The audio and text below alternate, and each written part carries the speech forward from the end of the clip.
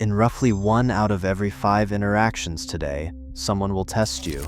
A subtle interruption, a dismissive remark, a loaded pause, each one a low-cost experiment designed to probe your reaction and recalibrate how much power you deserve.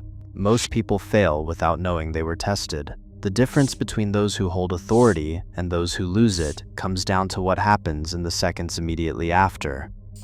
Every social test follows the same hidden sequence: a signal, a probe, and a calibration. The process begins with a signal, a behavior that stands out just enough to get noticed. It might be a clipped interruption, a sarcastic aside, or an unexpected question. These are not random. Each is a calculated move designed to prompt a subtle shift in the flow of interaction. Next comes the probe. The cost of probing is low, almost negligible. A single remark, a glance, or a pause is all it takes to see if the other person will react. Most people absorb these signals unconsciously, responding with small changes in tone or posture. But for the tester, the value lies in the reaction. Every response offers new data about boundaries, confidence, and emotional stability. If the probe meets resistance, the tester recalibrates their expectations. If it triggers compliance or visible discomfort, the tester learns where the weak spots are. Calibration is immediate. In a matter of seconds, the tester updates their mental model of the target's status and reliability. This rapid adjustment happens outside of conscious awareness for most people, yet it shapes the entire trajectory of the relationship.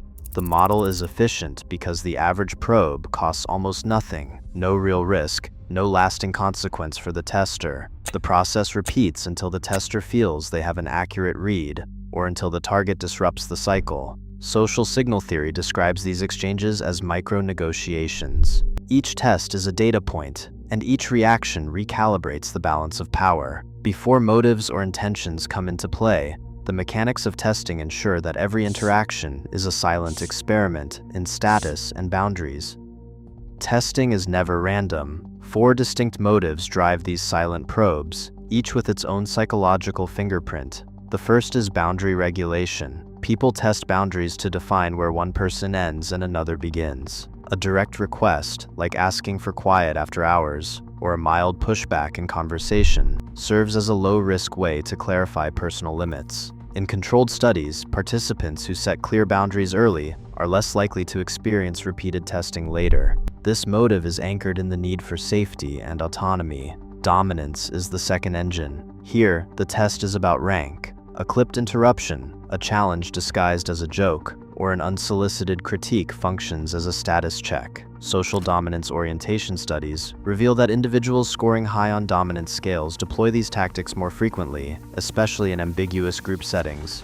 The goal is to signal control and watch for compliance, recalibrating the pecking order with each exchange. Insecurity forms the third motive. When people feel uncertain about their value or place, they test others for reassurance. This often takes the shape of indirect remarks, jealousy triggers, or repeated requests for validation. Attachment surveys show that those with higher attachment anxiety report testing partners or friends twice as often as their secure counterparts. Clinical psychologist Sue Johnson explains that our attachment system is a built-in social probe. It constantly tests whether another person is a safe haven or a source of threat. Curiosity rounds out the list. Sometimes, the test is simply an experiment, a way to gather new information about someone's values, reliability, or temperament. Evolutionary research draws parallels between these probes and the exploratory behaviors seen in primate groups, where a low-stakes question or playful dare opens the door to deeper connection. Each motive leaves a unique trail, shaping how the next interaction unfolds. Interruptions are the most visible form of social testing. In conversation analysis studies, the person who interrupts first is often perceived as holding higher status, regardless of their actual authority. In workplace experiments, even a single interruption can prompt listeners to defer, shifting the balance of power in just a few seconds. Status rises with each successful interruption, but the underlying motive is rarely conscious. The act is a test. Will the other person yield the floor or hold their ground? Sarcasm operates on a different frequency. Acoustic research shows that sarcastic remarks are delivered with a slower tempo and exaggerated pitch, creating a brief window for the listener to decide, laugh it off, or take offense. The timing is precise. In naturalistic recordings, sarcasm lands just after a moment of tension or ambiguity, functioning as both a probe and a shield. The speaker observes the reaction, measuring emotional stability and readiness to challenge. Sarcasm is not just humor, it is a diagnostic tool. Dismissiveness is subtler but no less potent. In daily interaction studies, dismissive gestures like eye-rolling or a flat whatever occur in about 22% of exchanges. These moves test whether someone will accept being minimized or push back. The frequency of dismissal rises in competitive settings where social rank is in flux. Each instance is a small experiment in boundary enforcement. Emotional bait is the most volatile test. A loaded question, a pointed pause, or a provocative statement draws out strong feelings by design. Conflict research finds that these moments are especially diagnostic. The tester learns who can regulate emotion under pressure and who will leak frustration or anxiety. The outcome is immediate recalibration, either respect for restraint or a mental note of vulnerability.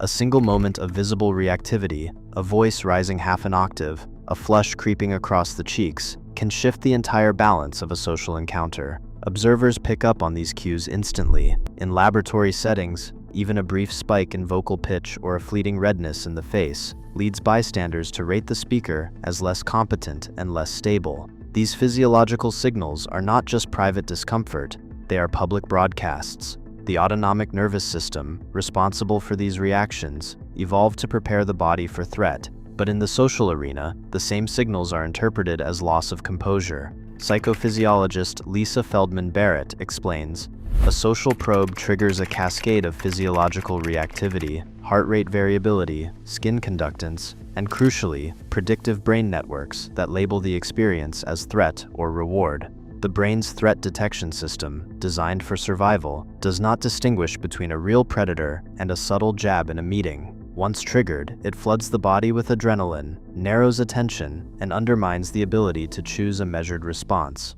Emotional contagion spreads rapidly. When one person displays visible stress, others unconsciously mirror those cues, amplifying the collective sense of instability. In controlled studies, participants exposed to a single person showing anxiety or anger were more likely to rate the entire interaction as tense and less productive.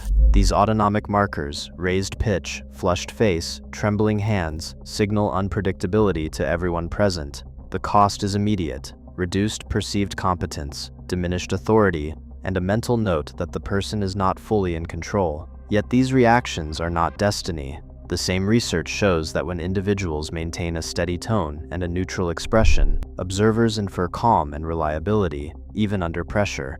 The challenge is not to suppress feeling, but to manage what is broadcast. By understanding the biological roots of reactivity, it becomes possible to disrupt the cycle and respond with composure, turning a potential power loss into an opportunity for self-control. 5 tactical moves form the backbone of composure under pressure. First, the strategic pause. Studies in negotiation and conversation analysis show that a silence of just 1 to 2 seconds after a provocative remark increases perceived authority. Second, labeling, naming the emotion behind a test. Clinical de-escalation research finds that simply saying, "It sounds like you're frustrated," reduces the chance of escalation by nearly a third.